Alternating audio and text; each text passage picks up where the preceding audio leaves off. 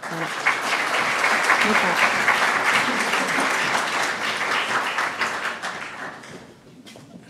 Bonsoir à tous et à toutes. Donc moi, je vais vous parler d'expérience client. Alors, vous imaginez bien, et vous le savez, qu'aujourd'hui, on est dans une ère de l'expérience, et ça crée un champ d'opportunité extrêmement important pour les marques, puisque tout au long de leur parcours, elles vont pouvoir effectivement interagir avec les clients, développer des interactions qui peuvent être engageantes et différenciantes, et donc tisser un lien qui est à la fois durable et profitable pour les marques. En même temps, c'est un vrai défi, puisque lorsqu'on est expérience client, effectivement, il y a un moment, en tant que marque, il va falloir que l'on soit à la hauteur à la fois des engagements, des promesses que l'on a tenues et qu'on souhaite délivrer. Et aujourd'hui, effectivement, les clients, dans un monde de défiance, se basent de plus en plus sur l'expérience qu'ils vivent avec les marques pour décider ou pas de la continuité, effectivement, de cette relation avec la marque. Donc on voit bien effectivement, là vous avez un exemple, que lorsque l'expérience est en dessous des attentes, et ces attentes ont été façonnées par les marques, eh bien, on décroche de manière très forte et très drastique sur l'intention de continuer. Donc on peut effectivement s'inscrire dans une réalité où aujourd'hui l'heure de vérité, elle est dans l'expérience client, et lorsqu'il existe cette dissonance entre effectivement la promesse et l'engagement d'une marque et la réalité de l'expérience, on a effectivement un impact qui est fort. Le sujet, vous l'avez bien compris aujourd'hui, c'est d'aller au bout de ces promesses. C'est-à-dire que faire des promesses, c'est bien, les tenir, c'est mieux. Et ça paraît tout à fait évident, puisque aujourd'hui, chacun d'entre nous s'articule effectivement pour que les marques tiennent ses promesses. Et d'un point de vue client, ce n'est pas aussi évident lorsqu'on le ramène effectivement dans la réalité de l'expérience client. Environ un client sur deux nous dit aujourd'hui que les expériences en tant que client sont généralement pires que ce que les entreprises ont promis. On voit bien cette dissonance qui existe entre les attentes que les marques ont pu façonner et effectivement l'expérience qui est délivrée. Donc ça appelle quand même à une réflexion autour de la transformation de l'expérience, puisque depuis un petit moment, on se dit que l'expérience, est-ce que les marques ont souhaité effectivement impulser dans l'expérience, c'est avant tout une réponse aux besoins fonctionnels. Ce besoin fonctionnel, il permet effectivement de satisfaire et d'engager à un certain niveau les clients, mais il n'est aujourd'hui pas suffisant. Il va falloir dépasser ce besoin fonctionnel et donc attacher émotionnellement vos clients pour effectivement renforcer leur engagement, cette intention de continuer avec les marques. Et vous voyez bien ce gap sur ces chiffres entre 45% ceux qui sont satisfaits fonctionnellement l'intention de continuer et ce 70% lorsqu'ils sont attachés émotionnellement. Donc, de quelle manière on va transformer effectivement l'expérience client? C'est à la fois dans la conception, également dans le monitoring et le pilotage de cette composante d'activation émotionnelle. Ipsos a développé avec sa R&D un framework qui est très centré sur l'humain et qui nous permet d'identifier 6 grandes forces pas exceptionnelles, même si elles le sont, mais expérientielles, que l'on peut trier en 3 grandes catégories. D'abord, la première catégorie qui est les facteurs hygiéniques. Au travers du traitement juste, c'est vraiment donner le sentiment à vos clients qu'ils sont traités avec équité. La certitude, c'est également donner le sentiment à vos clients que vos services sont clairs, transparents et fiables. On a 2 forces qui sont des forces qui vont déjà initier de la valeur ajoutée, qui vont nous permettre de construire une relation et de passer du transactionnel au relationnel. Le contrôle, donner à vos clients qu'ils ont le sentiment effectivement d'avoir le contrôle de la situation. La reconnaissance, donner effectivement le sentiment à vos clients qu'ils sont des partenaires privilégiés. Et enfin, on a des vraies forces émotionnelles qui sont des différenciateurs. L'appartenance, montrer que vous faites du bien, à montrer ce que vous faites au bien commun, et faciliter la vie, donc rendre la vie de vos clients plus facile au quotidien. Donc c'est vraiment l'articulation de ces forces qui va nous permettre de nous engager et d'engager émotionnellement nos clients. Si on reprend la proposition de valeur de l'ESG, aujourd'hui, l'ESG est un levier émotionnel extrêmement puissant. On a réussi à modéliser pour un acteur des télécoms qui propose une vraie proposition de valeur en termes d'expérience client, à la fois sur la rupture de l'offre numérique, mais également des programmes communautaires.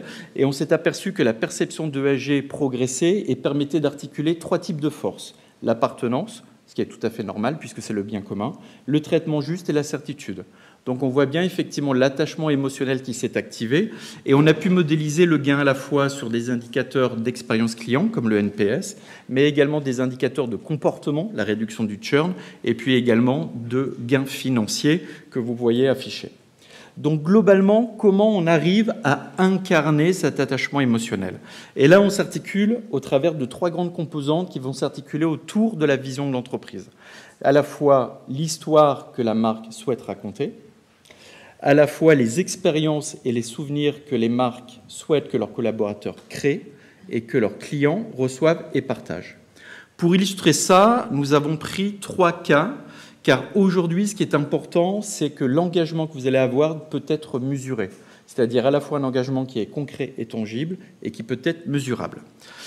Premier cas, Uber Eats. Uber Eats qui a une obligation légale de verdissement de la livraison.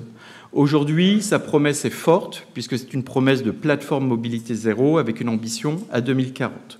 La manière dont nous avons accompagné Uber Eats, c'est que nous avons recensé l'ensemble des véhicules qui sont utilisés par les livreurs. On a couvert 4000 observations avec 4 villes, 40 restaurants pendant 4 jeudis, et on a pu extrapoler tout ça au niveau du territoire français. Là, on voit l'impact qui est en train de se dessiner, à la fois un impact par rapport aux collaborateurs, avec un soutien financier pour effectivement changer de véhicule. Donc, on a un renforcement de l'engagement du collaborateur qui a un effet d'entraînement par rapport à l'expérience client. Et aussi, on a une progression des mobilités douces, puisqu'on passe de 40 à 50% du parc, et 30% utilisent le vélo électrique.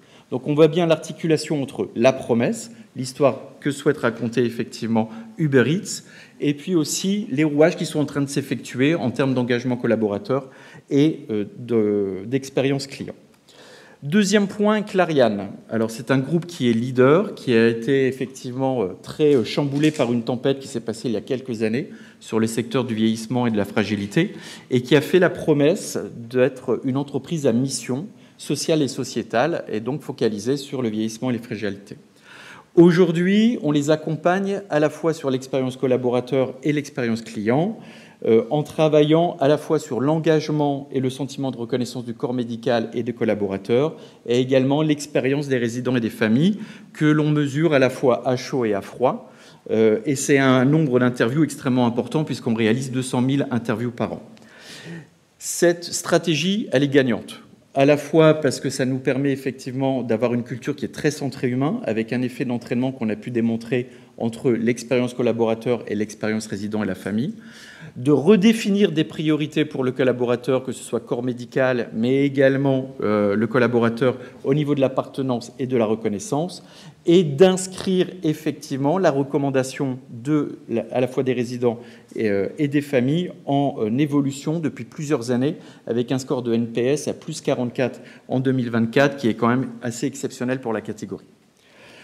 Enfin, le dernier, la Banque Postale et Thales, donc sur l'inclusion bancaire, où la promesse est extrêmement forte de la Banque Postale, qui est l'engagement citoyen effectivement de la marque, avec une inclusion bancaire au niveau des personnes déficientes visuelles.